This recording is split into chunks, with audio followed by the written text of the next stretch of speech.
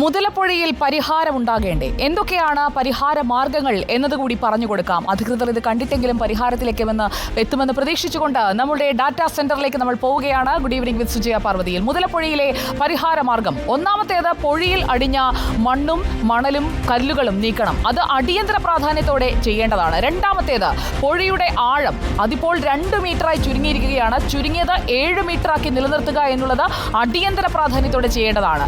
3, പുലിമുട്ടുകൾക്കിടയിലെ അകലം വർദ്ധിപ്പിക്കണം. തീർച്ചയായും ഇത് ചെയ്തേ പറ്റൂ. ഇനി വേണ്ടത് ഏറ്റവും പ്രധാനപ്പെട്ടത് അദാനിയോടാണ് പറയുന്നത്. ഇടിച്ചു നിരത്തിയ 120 മീറ്റർ പുലിമുട്ട് പുനഃസ്ഥാപിക്കുക. 5, മുതലപ്പുഴയുടെ വടക്കുഭാഗം സംരക്ഷിക്കണം. അവിടെയാണ് അപകട സാധ്യത കൂടുതൽ നിൽക്കുന്നത്.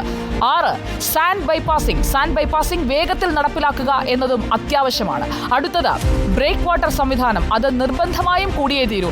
ഇത്രയും കാര്യങ്ങൾ യുദ്ധകാലാടിസ്ഥാനത്തിൽ ചെയ്താൽ മാത്രമേ ഇതുപോലെ ഓരോ ജീവനും പൊലിയുമ്പോൾ മുതലപ്പുഴയിൽ വന്ന് കണ്ണീർ പൊഴിച്ച് മറുപടി പറയാതെ ഇരിക്കേണ്ട ഒരു സാഹചര്യം മന്ത്രിമാർക്കും അധികൃതർക്കും ഉണ്ടാകാതെയിരിക്കും.